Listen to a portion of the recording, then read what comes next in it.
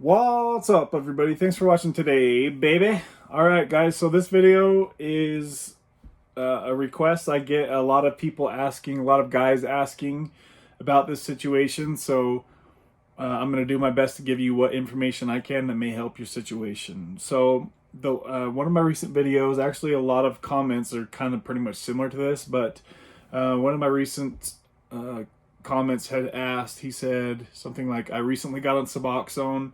How do you deal with low sex drive? And this is a known issue for a lot of guys.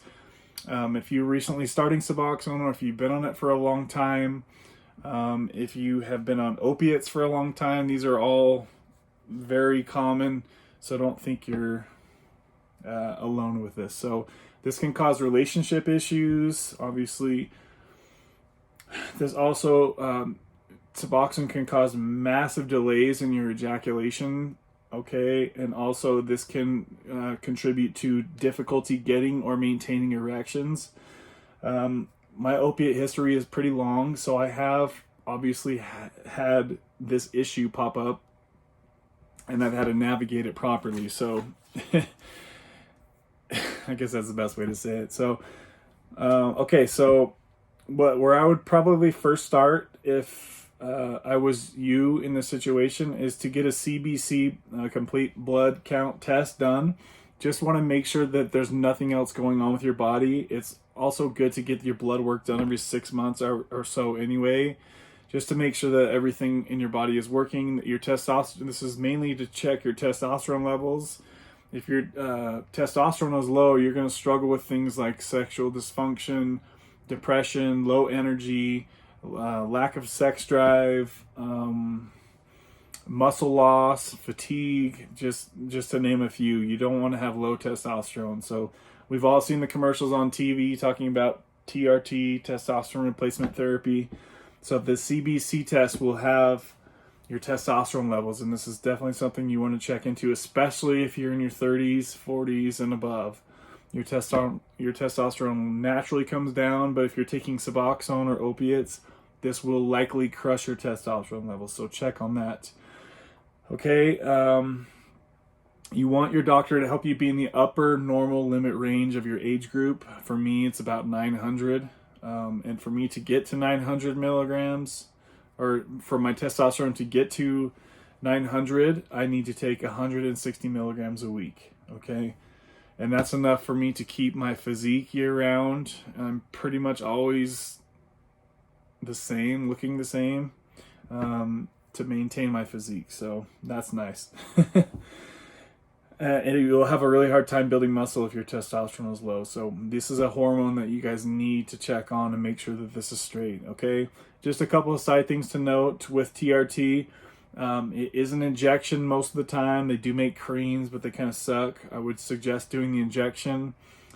More often than not, this is a lifelong thing that you'll have to do. Once you get on testosterone, most of the time, you're not going to be getting off because it shuts your body's natural testosterone down. Maybe if you're younger, you might be able to bounce back, but likely this will be a lifelong thing. Once a week injection, twice a week injections, however your doctor sets it up. Also, another thing too is that this can be a form of male birth control. However, some people do get people pregnant and have babies when they are on even high dose testosterone. However, for me, I want to say that this is a form of birth control because I have had numerous ex-girlfriends get pregnant after being with me and not long after being with me. So it's pretty safe to say that this has made me sterile. Now, there are things I can take to jumpstart my natural system again, or get things moving that way to where I could have a baby, more than likely.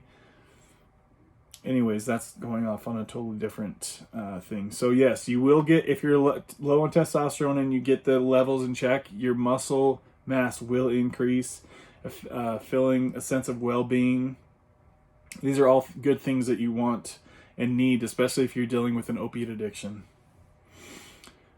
Okay, so as far as the actual Suboxone goes, I would say tapering your dose if you're ready. And I want to stress that you need to do this with your doctor's approval You need to have a lot of sober time from pain pills.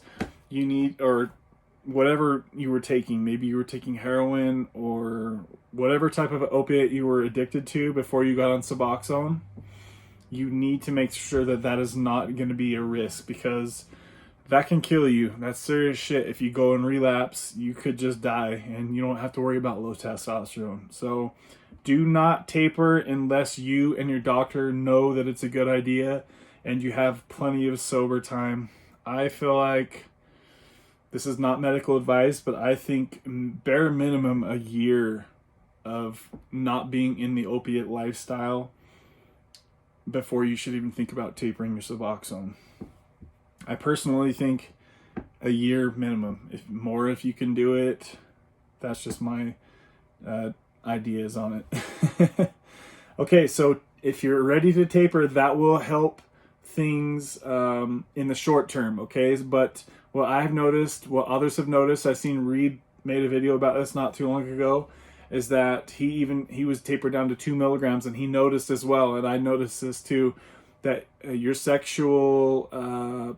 drive gets higher as you're tapering, but once your body gets used to the dose again, and once you get stable on the dose, then it becomes an issue all over again. So I did notice that even on small doses, guys, even when I was under 1 milligram, it was still, I believe what it does is it just kind of numbs you down there, really. So you're much less, the sensational feelings are much less than they would be if you didn't have the Suboxone. As you guys know, Suboxone is a heavy-duty medication. Even on lower doses, this can definitely impact your sexual life for sure. Okay, so tapering will definitely help. Okay, and this is a big one, guys. This would really help. So take your dose in the morning.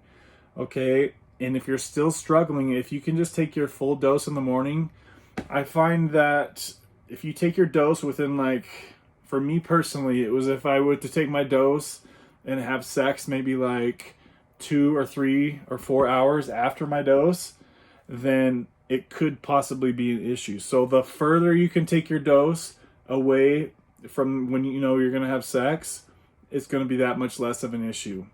This is just what I've experienced. So in an ideal, perfect world, you could wait till after sex to take your dose, or maybe you take a smaller dose in the morning, okay, and then take your second dose before you go to bed after you have sex.